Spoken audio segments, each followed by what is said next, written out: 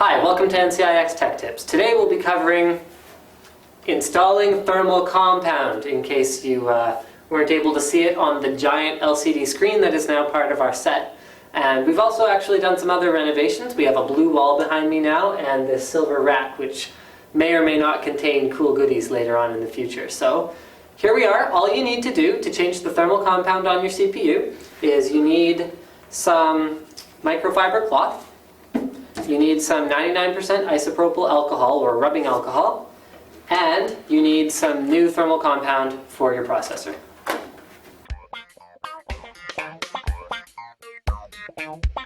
So depending on whether you have an AMD or an Intel system, this procedure is going to be a little bit different. One thing that isn't different is locating the CPU on the motherboard. So on an Intel motherboard, you're going to generally find your CPU up on the top left of the board. Same goes for AMD. It'll be covered by a big heatsink and a fan. So that's what we're going to be removing, replacing the thermal compound on, and then putting back on. Okay, so first we'll be covering the AMD portion of our seminar today on thermal compound installation. So the first thing you need to do is find the plastic retention arm, lift it up to release the tension on the hold down mechanism. Then what you're going to need to do is turn it around, and you can see there's a slot right here that fits a slot head screwdriver. So what you do is you push down and then pry the clip away from the motherboard until it's released. Then unplug the fan from the fan header on the motherboard, and you should be able to ease your CPU's heatsink off of the motherboard. Now, once you remove the CPU heatsink, you'll be able to see that there's a lot of residue left, both on the CPU itself and on the bottom of the heatsink. This needs to be cleaned off. So for that, I recommend using the alcohol and the microfiber cloth I talked about before. So you just remove the lid of the alcohol, put a little bit on the cloth, and then you use it to wipe down the CPU, just rubbing in a circular motion, and then the heatsink. Now once you've got the majority of the compound off, then switch to a clean part of the cloth, get some new alcohol, and then wipe it down again to make sure that you've got everything off.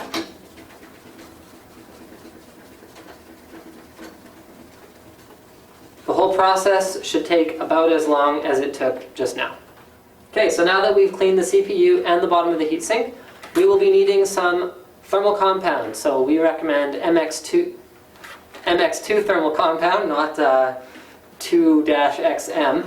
MX2, and like many of the things that we've talked about on Tech Tips, MX2 comes in completely unfriendly, easy to hurt yourself with packaging.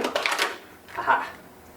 There, we've extracted the MX2 from the package. Now there are a few different schools of thought on thermal compound application, and one is that you should put a blob the size of an uncooked grain of rice in the middle. There's also the line application method. So we're going to show you the blob application method on the AMD CPU, and then we'll do the line application method on the Intel CPU.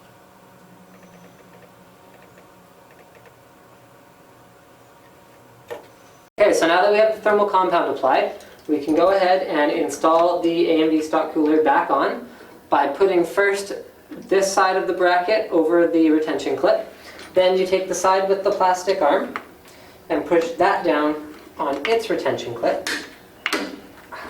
And then you take the plastic arm and push it back into its original position so that the heatsink is nice and secure. Then you take your fan connector and plug it back into the CPU fan motherboard header. So there you are. We've replaced the stock thermal compound on our CPU. Next up, Intel installation. Now, to remove the stock heatsink from your Intel motherboard, first you use a screwdriver to turn all 4 of the push pins in the direction of the arrow 1/4 turn. You'll hear them release as you go around and turn them. Once all the push pins are disengaged, you can go ahead and unplug the fan and remove the Intel heatsink from your CPU. Now, as you can see, as with the AMD CPU and heatsink, there is a lot of residue left over, so we'll clean them in much the same way as we did the AMD one. So now I've removed it, same procedure, so you can now see that they are clean. And so we're going to talk about the line method of application this time. So you will be squeezing a line along the IHS, or the heat spreader, of the CPU, just like this. Now, one thing that's really important to remember when you're applying thermal compound is that less is more. You never want to use too much. So what I've done is, after applying the thermal grease to the Intel CPU, I've gone ahead and I've removed the CPU heatsink again. Now you can see that there's actually very little in terms of residue, both on the CPU and on the stock heatsink. That's good.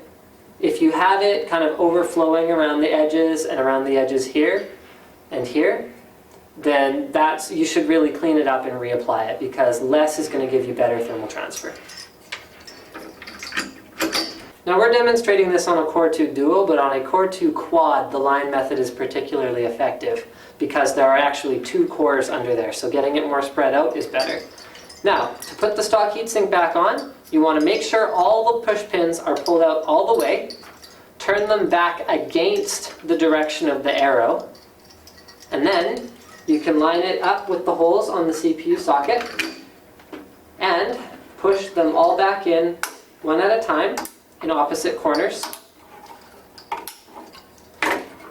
and then replug the fan back in. And there you have it. Now we've changed the thermal compound on an Intel-based system. Alright, thank you for watching today's edition of NCIX Tech Tips on installing thermal compound. We'll do more interesting stuff with this later, but we just got it, so thank you for watching.